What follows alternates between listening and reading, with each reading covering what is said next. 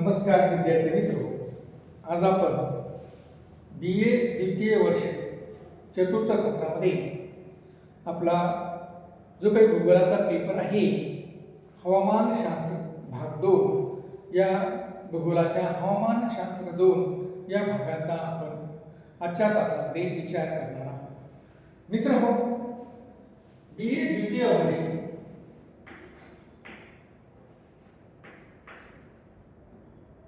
चतुर्थ सत्रामध्ये आपला हवामानशास्त्र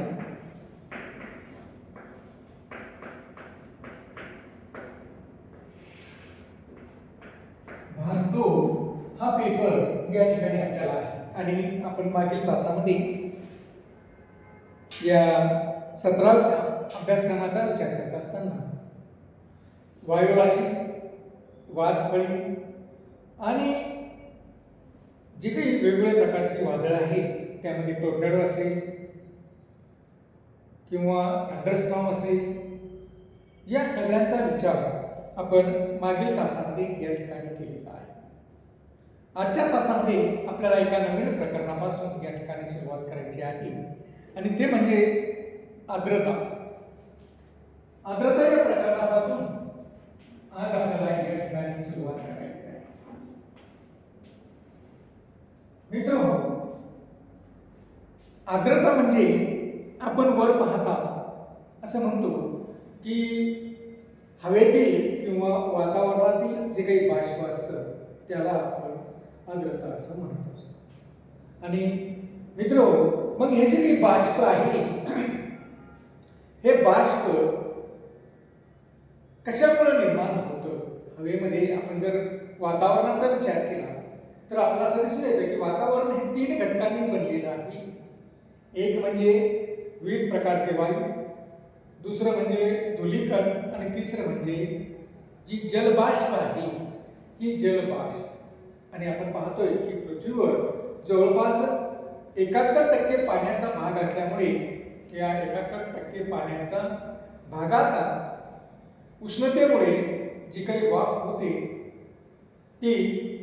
तिला आपण हवेतील असणारी आर्द्रता असं या ठिकाणी म्हणतो। म्हणजे ही जी काही बाष्प होते ही बाष्प होण्याची जी काही पाण्याच्या बाष्प होण्याची ही जी काही प्रक्रिया आहे मित्र हो, आज आपल्याला या प्रक्रियेबद्दलच बघायचं आहे।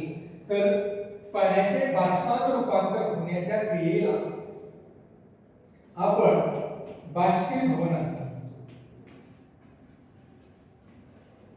पाण्याचे बाष्पात रूपांतर होण्याच्या क्रियेला, पाण्याचे वाफेत रूपांतर होण्याच्या क्रियेला या ठिकाणी आपण बाष्पीभवन क्रिया असं या ठिकाणी म्हणतो।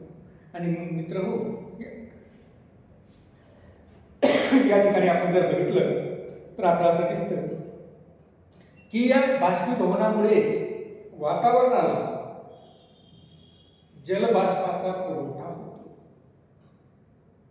वातावरणामध्ये जे बाष्पाचं प्रमाण आहे, आपण जे म्हणतो की वातावरणातील एक घटक जो काही आहे तो म्हणजे जलबाष्प, हे जलबाष्पाचा पुरवठा हा या वातावरणामध्ये जो होतो त्याला बाष्पीभवन प्रक्रियाच महत्त्वपूर्ण आहे किंवा बाष्पीभवन प्रक्रिया त्याला कारणीभूत ठरलेली आपल्याला दिसून येते। जर बाष्पीभवन झालं नसतं तर वातावरणाला जलबाष्प मिळालेलं नसतं। म्हणून जलबाष्प मिळण्याचा एकमेव स्रोत म्हणजे त्या ठिकाणी बाष्पीभवनाची प्रक्रिया। आणि मग या बाष्पीभवनाच्या प्रक्रियेच्या माध्यमातून वातावरणाला जलबाष्पाचा पुरवठा हा होत असतो। तापमान जास्त असेल की बाष्पीभवन अवलंबून कशावर असतं?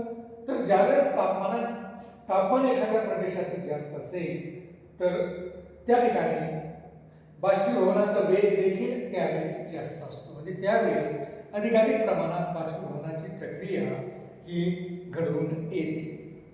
त्यानंतर जर आपण बघितलं तर आपल्याला असं दिसतं की हवेची हालचाल जास्त असेल तर बाष्पीभवन जास्त होतं। आणि हवा जर एकाच ठिकाणी असेल, ज्याला आपण असं म्हणतो की हवा हवे जर स्थिर असेल तर बाष्पीभवनाची प्रक्रिया देखील मंदावलेली आपल्याला दिसून येते. म्हणजे हवेची हालचाल जर त्या ठिकाणी असेल, म्हणजेच हवेची हालचाल म्हणजे काय, तर त्या ठिकाणी वारा वाहत असेल तर वारा वाहत असताना हवेचं बाष्पीभवन हे अतिशय जलद गतीनं त्या ठिकाणी झालेलं आपल्याला दिसून येतं. जर हवा स्थिर असेल तर अशा वेळेस बाष्पीभवनाची प्रक्रिया ही मंदावलेली आपल्याला दिसून येते. त्यानंतर हवेमध्ये जर ऊर्ध्वगामी प्रवाह जास्त असतील, ऊर्ध्वगामी म्हणजे काय, वर जाणारे प्रवाह जर हवेमध्ये जास्त प्रमाणात असतील तर बाष्पीभवनाची प्रक्रिया देखील या ठिकाणी वेगात झालेली आपल्याला दिसून येते. म्हणजे जर ऊर्ध्वगामी वर जाणारे प्रवाह जर असतील तर त्याही वेळेस आपल्याला बाष्पीभवनाचा वेग हा जास्त असलेला आढळतो. त्यानंतर जर हवा जर कोरडी असेल तर अशा हवेत बाष्पीभवन हे वेगाने होते. एखाद्या ठिकाणी जर कोरडी हवा असेल तर अशा हवेमध्ये बाष्पीभवनाचा वेग हा वाढलेला आपल्याला दिसतो किंवा त्या ठिकाणी जलद गतीने बाष्पीभवनाची प्रक्रिया ही झालेली आपल्याला आढळते. याउलट जर हवेमध्ये दमटपणा असेल, हवा जर दमट असेल तर दमट असणाऱ्या हवेमध्ये बाष्पीभवनाचा वेग हा आपल्याला कमी झालेला आढळतो.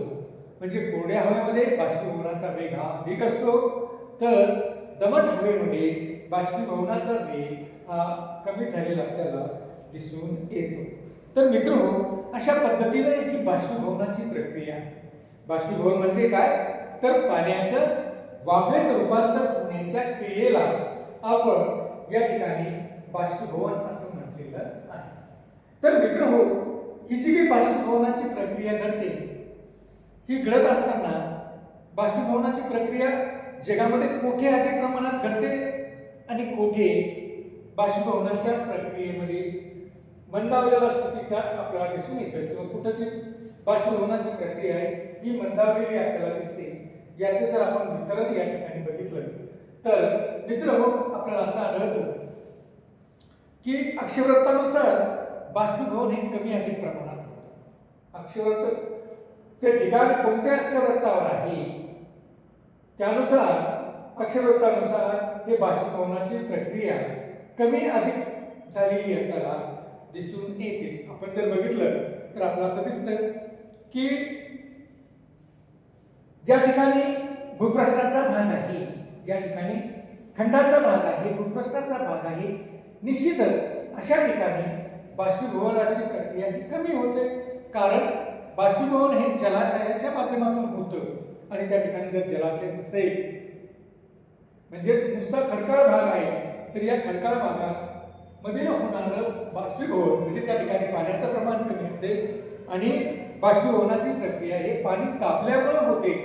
म्हणून या ठिकाणी आपल्याला असं दिसेल की खंडीय भागामध्ये बाष्पीभवनाची प्रक्रिया ही कमी झालेली आपल्याला दिसून येते. तसेच खंडी भागामध्ये देखील जर आपण 10° उत्तर ते 10° दक्षिण अक्षवृत्त यांच्या दरम्यान जर बघितलं आपण, खास करून दोन्ही गोलार्धामध्ये 10° जवळपासच्या असणाऱ्या प्रदेशांमध्ये 10° अक्षवृत्ताच्या जवळपासच्या असणाऱ्या प्रदेशांमध्ये या ठिकाणी बाष्पीभवनाचा वेग हा अधिक असतो किंवा या दरम्यान जवळपास असं म्हटलं जातं की बाष्पीभवन हे जवळपास 115 सेंटीमीटर ते 122 सेंटीमीटरच्या दरम्यान झालेली आपल्याला दिसून येते. म्हणजे या ठिकाणी अधिक प्रमाणामध्ये बाष्पीभवनाची प्रक्रिया या ठिकाणी घडते. त्याचं कारण असं आहे की या भागामध्ये सूर्याची सूर्यकिरणे ही लंबरूप स्वरूपामध्ये पडतात आणि सूर्याची सूर्यकिरणे लंबरूप प्रदेशात पडत असल्यामुळे त्या ठिकाणी बाष्पीभवनाचा वेग देखील किंवा बाष्पीभवन देखील जास्त प्रमाणात होते. म्हणजेच या भागात सागरी भागापेक्षाही जास्त बाष्पीभवनाची प्रक्रिया होते, किंवा या ठिकाणी सागरी भागापेक्षाही जास्त बाष्पीभवन झालेलं आपल्याला आढळून येतं. त्याचं कारण म्हणजे या भागामध्ये वर्षभर या भागामध्ये किंवा या अक्षरांताच्या दरम्यान भागात वर्षभर हा पाऊस पडत असतो. म्हणजे वर्षभराच्या कालखंडामध्ये या ठिकाणी पावसाची प्रक्रिया ही होत असते.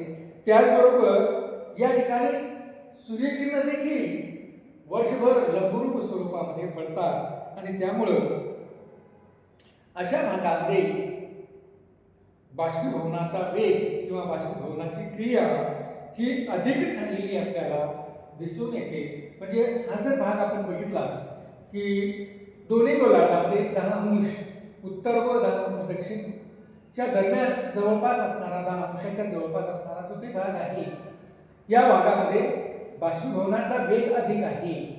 त्याचं कारण असं आहे की त्या ठिकाणी दररोज अरोळ स्वरूपाचा पाऊस पडतो. वर्षभर या ठिकाणी अरोळ स्वरूपाचा पाऊस पडतो आणि अरोळ स्वरूपाचा पाऊस पडत असल्यामुळे त्या ठिकाणी भूपृष्ठावर हे पाणी आलेलं, भूपृष्ठावर पाणी हे त्या ठिकाणी असतं आणि त्यामुळे खंडीय भागामध्ये देखील सागरी भागापेक्षा या ठिकाणी बाष्पीभवनाची प्रक्रिया या ठिकाणी जास्त होते. कारण पाऊस तर दररोज पडतोच, परंतु त्या ठिकाणी सूर्यकिरण देखील लंबरूप स्वरूपामध्ये असतात आणि सूर्यकिरण लंबरूप स्वरूपामध्ये असल्यामुळं त्या ठिकाणी उष्णता देखील अधिक त्या भूपृष्ठाला मिळते, त्या खंडीय भागाला मिळते आणि त्यामुळं त्या ठिकाणी तापमान अधिक असतं. आणि आपल्याला माहित आहे की तापमान अधिक असेल तर बाष्पीभवनाचा वेग देखील वाढलेला आपल्याला दिसून येतो.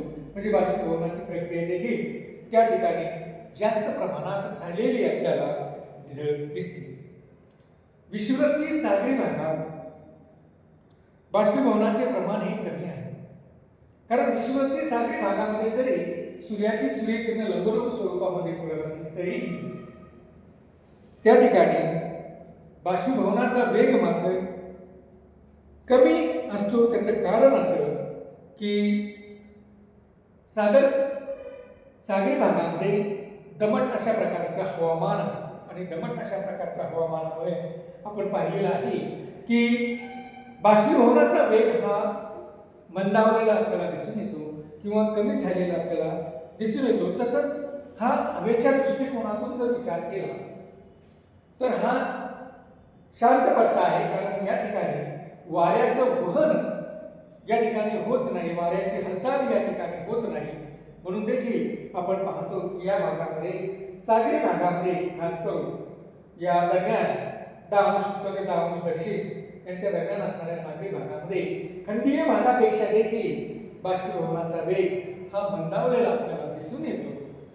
आणि त्यामुळं मग आपण पाहतोय की त्या ठिकाणी प्रामुख्याने ज्या काही बाबी आपल्याला आढळतात ते म्हणजे त्या ठिकाणी दमट अशा प्रकारचं हवामान आणि वाऱ्याचं कोणतीही हालचाल किंवा हवेची कोणतीही हालचाल त्या ठिकाणी होत नाही. शांत असा भाग तो आहे आणि त्यामुळं त्या ठिकाणी आपल्याला असं दिसतं की त्या भागामध्ये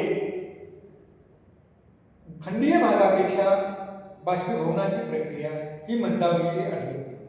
त्यानंतर आपण जर बघितलं मित्रांनो तर आपण विषुववृत्तापासून जसजसं ध्रुवाकडे जाऊया तसतसं बाष्पीभवनाचं प्रमाण हे आपल्याला कमी झालेलं आढळतं.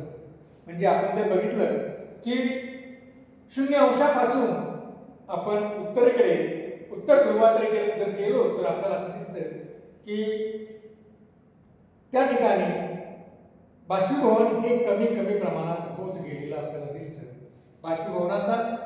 बाष्पीभवनाची प्रक्रिया ही जसजसं आपण ध्रुवाकडून विषुववृत्ताकडे येऊया तसतशी वाढलेली आपल्याला या ठिकाणी दिसून येते. तर मित्रहो, अशा पद्धतीनं ही बाष्पीभवनाची असणारी संकल्पना आज आपण या तासामध्ये या ठिकाणी बघितलेली आहे. धन्यवाद.